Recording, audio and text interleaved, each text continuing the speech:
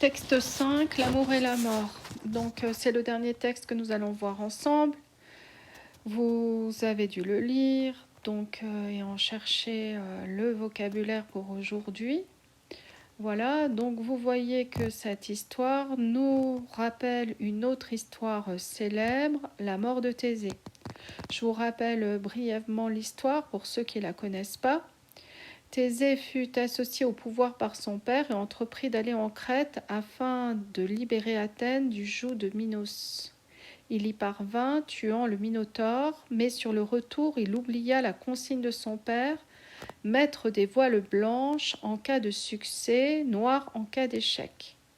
Sa flotte se présentant devant Athènes avec une voilure noire, Égée crut que son fils avait péri et de douleur, il se suicida en se jetant d'un endroit qui diffère selon les auteurs, mais qui a donné son nom donc à la mer Égée. Voilà. Donc vous voyez que dans Tristan et Iseut, on retrouve cette histoire.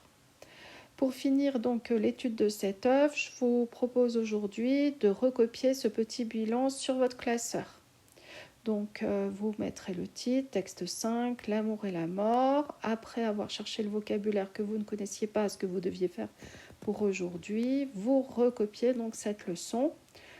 L'amour et la mort. Iseut au blanc chemin inflige à Tristan sa dernière blessure.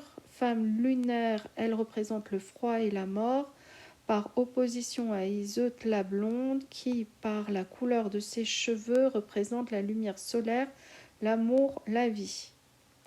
L'épisode qui renvoie la légende de la mort d'Égée au retour de Thésée met en avant le rôle cruel du destin, que rien ne peut arrêter.